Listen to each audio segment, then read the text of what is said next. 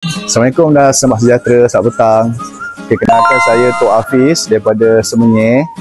Hari ini hari Jumaat, saya datang ziarah berbiri saya. Okey, dia baru melahirkan anak lebih kurang dalam sebulan lah.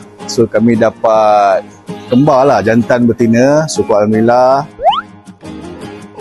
Saya sebenarnya ambil pakej Al-Kabshi pada tahun 2023.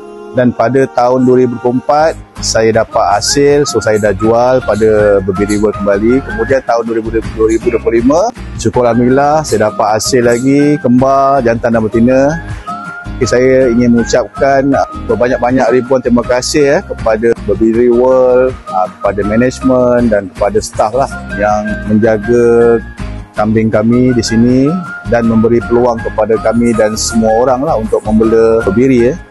Kepada yang berminat untuk membela dan berternak berbiri, boleh hadir ke Berbiri World Muar. Boleh berjumpa dengan pihak pengurusan di sini ataupun bahagian marketing di sini, insyaAllah. Dan saya mendoakan supaya kambing saya semua sihat dan beranak pinak. Terima kasih.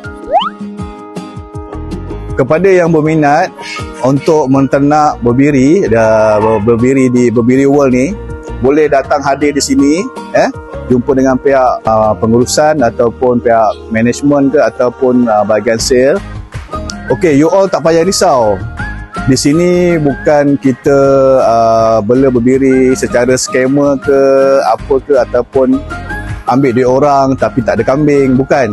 Sebab dengan pengalaman saya selama dalam 2-3 tahun, so far Alhamdulillah kat sini pun ada, kita boleh tengok ada kambing berbiri kat sini, bukan dia orang ambil dia orang dan tak buat apa-apa.